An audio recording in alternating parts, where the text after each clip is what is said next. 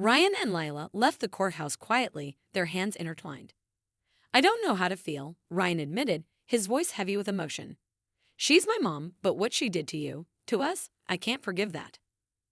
Lila gave his hand a gentle squeeze. "It's okay to feel conflicted, Ryan. She's facing the consequences of her actions, and that's what matters right now." With Ava's sentencing behind them, Ryan and Lila began the slow process of rebuilding their lives. Ryan took a leave of absence from work to focus on supporting Lila through the remainder of her pregnancy. He also started attending therapy to process the trauma of his childhood and the recent events involving his mother. One evening, as they sat on the couch, Ryan turned to Layla, his voice hesitant. "I've been thinking," he said. "I want to transfer to a local position. No more long trips. I need to be here for you, for the baby." Layla's eyes softened, and she reached for his hand. "That means a lot, Ryan. We need to move forward together." Meanwhile, in the state correctional facility, Eva began her mandated therapy sessions. At first, she resisted opening up, ashamed of the decisions that had led her there. But over time, with the help of her therapist and group counseling sessions, she started confronting the decades of abuse she had endured.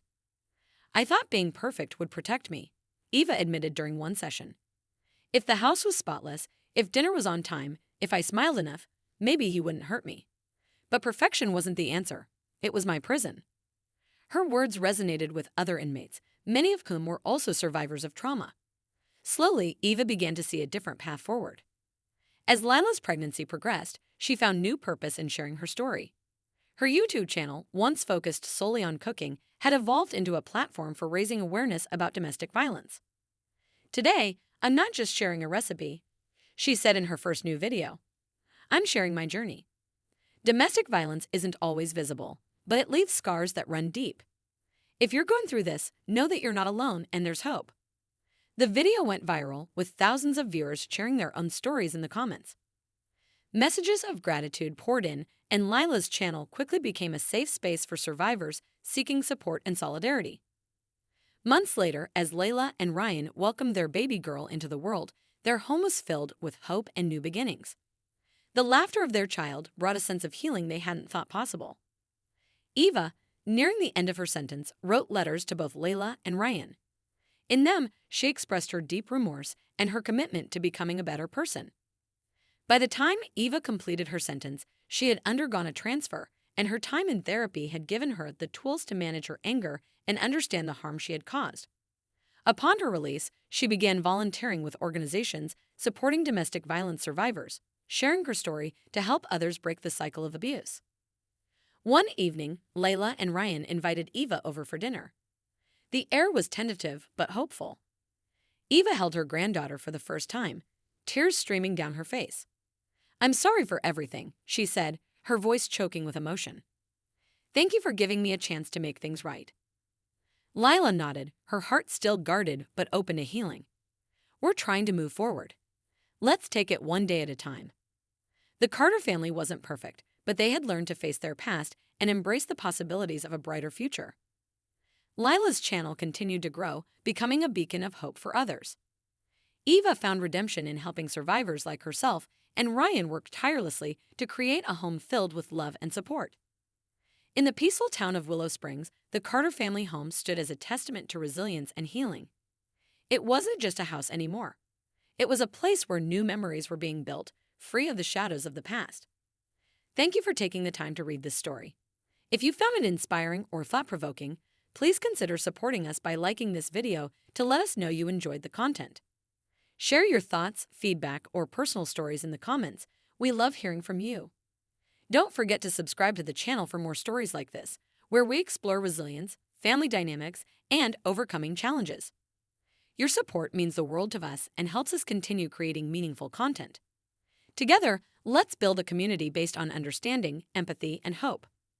Thank you, and we'll see you in the next story. That evening, Ryan rushed into the house, cutting his work trip short.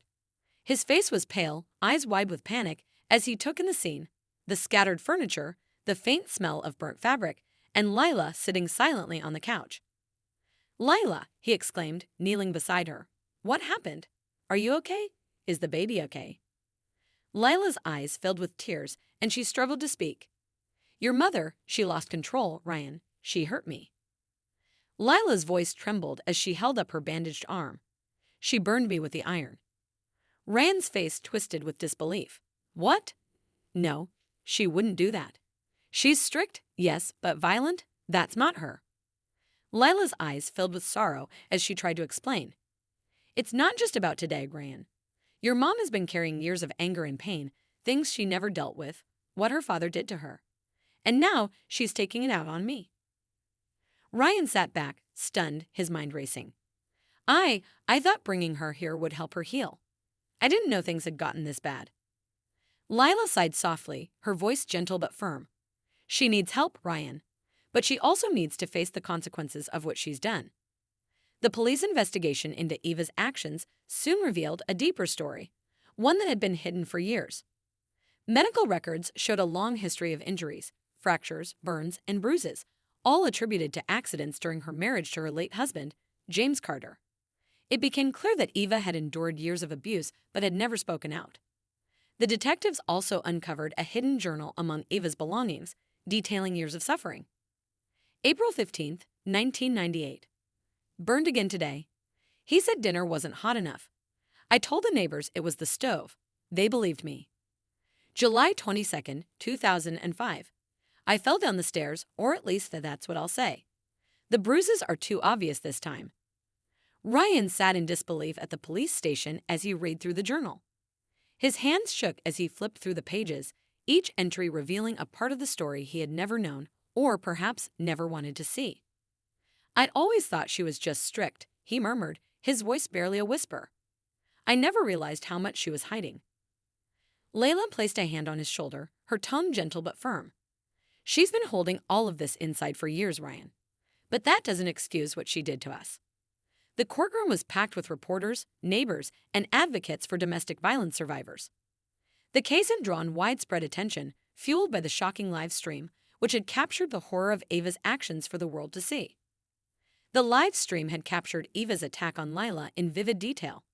The prosecution presented the footage along with medical evidence of Lila's injuries, emphasizing the seriousness of the assault. The footage was shocking, a clear portrayal of the violence that had erupted. Eva's defense attorney acknowledged her guilt but highlighted her traumatic past as a survivor of decades of domestic abuse. He argued that while Eva's actions were inexcusable, they stemmed from unresolved pain and a lifetime of psychological damage inflicted by her late husband. Eva stood at the defendant's stand, her hands tightly clasped in front of her. I know what I did was wrong, she said, her voice trembling. I let my anger and pain consume me, and I hurt the people who gave me a home when I had nowhere else to go. There's no excuse for what I did, and I accept whatever punishment the court decides. The judge, a stern but empathetic woman, addressed Eva directly. Mrs. Carter, your story is one of profound suffering, and this court acknowledges the trauma you endured. However, your actions against your daughter-in-law, a pregnant woman, cannot be overlooked. Domestic violence in any form must be met with justice. The courtroom fell silent as the judge delivered her sentence. This court sentences you to 18 months of incarceration to be served at the state correctional facility. You will undergo mandatory psychological therapy during your imprisonment to address your trauma and anger management. Additionally, a fine of $20,000 will be imposed. The judge continued, the $20,000 fine will be allocated toward Lila's medical expenses and programs supporting domestic violence survivors. Additionally, you will serve 3 years of probation following your release, during which any violation of terms will result in further imprisonment. Eva nodded, tears streaming down her face. Thank you, Your Honor, she whispered. I'll do whatever it takes to make amends. As Eva was escorted out of the courtroom in handcuffs, reporters swarmed the courthouse steps. The hashtag Justice for Lila had once again gone viral, with many expressing relief that justice had been served. However, some voices raised concerns, highlighting Eva's complex story and sparking discussions about the cycle of abuse and the urgent need for better support for survivors. Lila was known for her delightful cooking tutorials, always engaging her audience with ease. However, her 5-month pregnancy was beginning to take a toll on her energy levels. The constant morning sickness drained her, and even the once pleasant aromas of spices in her well-kept kitchen now made her stomach churn. Lila's husband, Ryan, 33, worked as a remote software engineer, and often traveled for business. Despite the physical distance, he kept a strong connection with Layla, eagerly awaiting the arrival of their first child. However, their once peaceful home had started to feel tense ever since Ryan's mother, Eva, moved in a year ago. Eva, 61, a retired schoolteacher, had faced the sudden loss of her abusive husband, James. Left with mounting debt and no place to go, Ryan had offered her to move in with them. Lila, out of kindness, had agreed. But Eva's stern attitude and unrelenting criticism had slowly begun to create a rift in the household. "These videos of yours are so undignified," Eva had remarked one too many times. Remarked one morning, her sharp tone slicing through the air as she watched Layla setting up her camera. Lila chose to ignore the comment, focusing instead on the supportive messages from her viewers. But deep down, the weight of Eva's disapproval lingered, heavy and constant. Lila's days had become a delicate balancing act, managing her health, maintaining her YouTube channel, and navigating the increasingly strained relationship with Eva. One morning, after yet another restless night, she woke up feeling particularly weak. The smell of breakfast drifted through the house, making her stomach churn. "Breakfast is ready," Eva called from the kitchen, her voice as brisk as ever. Dragging herself to the dining table, Lila was met with a picture-perfect meal: crispy bacon, golden pancakes, and freshly squeezed orange juice. The presentation was flawless, just like everything Eva did. "I'm sorry, Eva," Lila murmured, clutching her belly. "I don't think I can eat this morning. The smell, it's making me nauseous." Eva's expression hardened, and she set the tray down with a sharp clatter. Her hands moved quickly, clearing away the untouched plate with a flick of irritation. "You waste everything," Eva muttered, her tone laced with disapproval. "When I was your age, I worked full-time as a teacher, kept a spotless house, and never complained, even when I was pregnant. But you can't even manage a simple breakfast." Layla bit her lip, holding back the urge to retort. She had learned long ago that arguing only made things worse. Later that afternoon, Lila decided to connect with her audience through a short live stream. Propping her phone on a tripod, she addressed her viewers with a tired but genuine smile.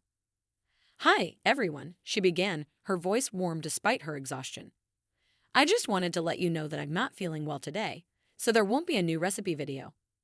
Thank you for your patience and understanding." Within moments, supportive comments flooded the screen. "Take care, Layla, your health comes first. We're here for you." The sound of sirens filled the air as the police arrived just as Eva stood motionless, the hot iron slipping from her grasp and clattering to the floor. Layla collapsed to the ground, clutching her burned arm, sobbing uncontrollably. "Ma'am, step away from her," one officer commanded, his tone firm but controlled. Another officer knelt beside Layla, gently assessing her injuries. "You're safe now," he reassured her. "We'll get you the help you need."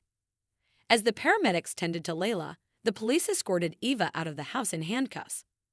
The once quiet streets of Willow Springs were now filled with the flashing lights of patrol cars and murmurs from the neighbors who had gathered outside.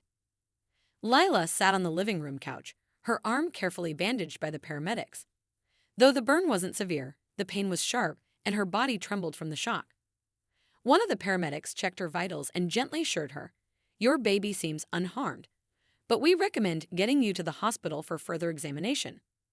The paramedics advised Lila to visit the hospital for a more thorough examination. Meanwhile, the police questioned Eva in the kitchen. Her once rigid demeanor had crumbled, and she sat slumped in a chair, her hands trembling. "I didn't mean to hurt her," Eva murmured, her voice barely audible. She made me so angry. I don't know what came over me." Detective Hale, the lead officer, spoke firmly. "Mrs. Carter, your actions were captured live. This was a deliberate assault, and there are no excuses for such behavior, especially toward a pregnant woman." Eva didn't respond, her gaze fixed on the floor, as though the weight of her actions was too much to bear.